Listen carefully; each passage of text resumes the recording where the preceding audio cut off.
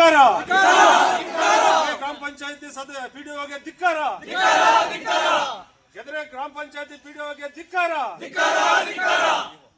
ತಾಲೂಕು ಆಡಳಿತಕ್ಕೆ, ತಾಲೂಕು ಆಡಳಿತಕ್ಕೆ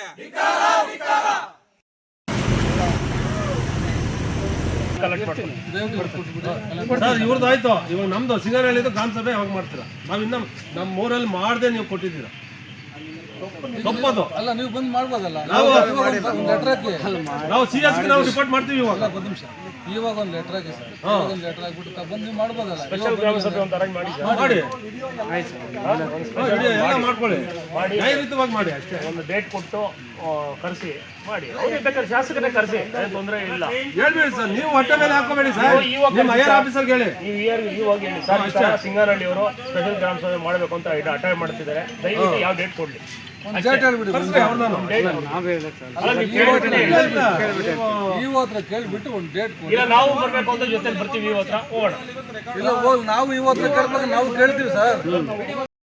ಇತ್ತೀಚೆಗೆ ಏನು ಈ ಉಚಿತ ಸೈಟ್ಗಳು ಹಂಚಿಕೆ ವಿಚಾರದಲ್ಲಿ ಶಾಸಕರು ತಗೊಂಡ್ರ ನಿಲುವು ಎಷ್ಟು ಮಟ್ಟಿಗೆ ಸರಿ ಅನ್ನೋದನ್ನು ಅವರು ಅರ್ಥ ಮಾಡ್ಕೋಬೇಕು.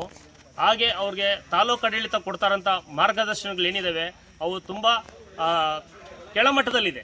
ಯಾಕಂದರೆ ಯಾವುದೋ ಒಂದು ಊರಲ್ಲಿ ಸೈಟ್ ಹಂಚಿಕೆ ಆಗ್ತಾ ಇದೆ ಅಂದರೆ ಬೇರೆ ಊರಿಂದ ಬಂದು ಅರ್ಜಿ ಹಾಕ್ಸ್ತಾ ಇದ್ದಾರೆ ಅಂತಂದರೆ ಅವರು ಇಲ್ಲಿ ಇರ್ತಾರಾ ಅನ್ನೋದು ಮೊದಲನೇ ಪ್ರಶ್ನೆ. ಎರಡನೇದು, ಅವರ ಊರುಗಳಲ್ಲೇ ಸೈಟ್ಗಳು ಕೊಡಬೇಕು ಅಂತ ಹೇಳ್ಬಿಟ್ಟು ನಮ್ಮ ಎಲ್ಲರ ಮನವಿ.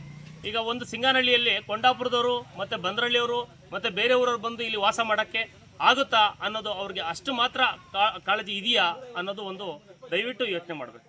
ಸುಮ್ಮನೆ ನಾವು ಸೈಟ್ಗಳು ಕೊಡ್ತಾ ಇದ್ದೀವಿ ಅಥವಾ ನಾವು ಶಾಸಕರಾಗಿದ್ದೀವಿ ಅನ್ನೋ ಒಂದೇ ಕಾರಣಕ್ಕೆ ಮಾತ್ರ ಮಾಡಬಾರ್ದು. ಅದೇ ಊರುಗಳಲ್ಲೇ ಖಾಲಿ ಜಾಗನ ಗುರುತಿಸಿ ಕೊಡಬೇಕು ಅಂತ ಹೇಳ್ಬಿಟ್ಟು ನಾವು ತಿಳಿಪಡಿಸ್ತೀವಿ. ಇದು ಸರ್ಕಾರ ಕೊಟ್ಟಿರೋಂಥ ಕಾರ್ಯಕ್ರಮ ಅಥವಾ ಎಲ್ಲ ತಾಲೂಕಲ್ಲೂ ನಡೀತಾ ಇದೆ. ಇದನ್ನು ನಾವು ಸರ್ಕಾರ ಮಟ್ಟದಲ್ಲಿ ತಹಶೀಲ್ದಾರ್ ಆಗ್ಬೋದು ಅಥವಾ ಇಒ ಆಗ್ಬೋದು, ಆ ಗ್ರಾಮ ಪಂಚಾಯತಿ ಆ ಊರಿಗೆ ಸರ್ವೆ ನಂಬರ್ಗೆ ಸಂಬಂಧಪಟ್ಟಂಗೆ ನೋಡಿ ಅಲ್ಲಿ ಖಾಲಿ ಇರೋಂಥವ್ರನ್ನ ಗುರುತಿಸ್ಕೊಡ್ಬೇಕು. ಖಾಲಿ ಇಲ್ಲ ಅಂತಂದರೆ ಸರ್ಕಾರದ ಮಟ್ಟದಲ್ಲಿ ಹೇಳಿ ಪರ್ಚೇಸ್ ಮಾಡಿ ಆ ಊರಲ್ಲಿ ಕೊಟ್ಟರೆ ತುಂಬ ಅನುಕೂಲ.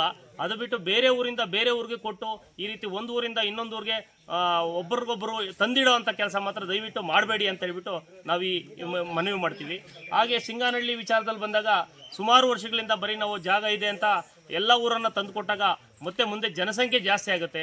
ಅವಾಗ ಜನಸಂಖ್ಯೆಗೆ ಅನುಗುಣವಾಗಿ ಇಲ್ಲಿ ಭೂಮಿ ಇಲ್ಲ ಅಂತಂದಾಗ ಅವರು ಬೇರೆ ಕಡೆ ಹೋಗೋಕ್ಕೆ ಆಗುತ್ತಾ ಅನ್ನೋದು ನಾವು ಯೋಚನೆ ಮಾಡಬೇಕು. ಇದನ್ನೆಲ್ಲ ಪರಿಗಣಿಸಿ ನೀವು ದಯವಿಟ್ಟು PDO ಆಗ್ಬೋದು, ಇಒ ಆಗ್ಬೋದು ಮತ್ತು ಶಾಸಕರಾಗ್ಬೋದು, ಇದನ್ನೆಲ್ಲ ಪರಿಗಣಿಸಬೇಕು ಅಂತ ಹೇಳ್ಬಿಟ್ಟು ನಾವು ಮನವಿ ಮಾಡ್ತಾ ಇದ್ದೀವಿ. ಗೆದ್ರೆ ಪಂಚಾಯತಿ ವ್ಯಾಪ್ತಿಯಲ್ಲಿ ನಡೆದಂಥ ಉಚಿತ ನಿವೇಶನಗಳನ್ನ ಹಂಚಿಕೆ ಮಾಡುವಂಥ ಒಂದು ತಾಲೂಕು ಆಡಳಿತ ಮತ್ತು ಕಾರ್ಯಾಂಗದ ಒಂದು ಶಾಸಕಾಂಗ ಮತ್ತು ಕಾರ್ಯಾಂಗದ ಜಂಟಿಯಾಗಿ ಮಾಡಿರುವಂಥ ಒಂದು ಕೆಲಸ ಅದು ಅವೈಜ್ಞಾನಿಕವಾಗಿ ಕೂಡಿರುವಂಥ ಕೆಲಸ. ಅದು ಅವೈಜ್ಞಾನಿಕವಾಗಿ ಹೇಗಿದೆ ಅಂತಂದರೆ, ಪಂಚಾಯಿತಿಯಲ್ಲಿ 9 ಹಳ್ಳಿಗಳಿದ್ದಾವೆ. 9 ಹಳ್ಳಿಗಳಲ್ಲಿ 2 ಹಳ್ಳಿಯಲ್ಲಿ ಜಾಗವನ್ನು ಗುರುತು ಮಾಡಿದ್ದಾರೆ. ಸಿಂಗನಹಳ್ಳಿಯಲ್ಲಿ ಜಾಗವನ್ನು ಗುರುತು ಮಾಡಿದ್ದಾರೆ, ಕೆಂಕ್ರೆಯಲ್ಲಿ ಜಾಗವನ್ನು ಗುರುತು ಮಾಡಿದ್ದಾರೆ.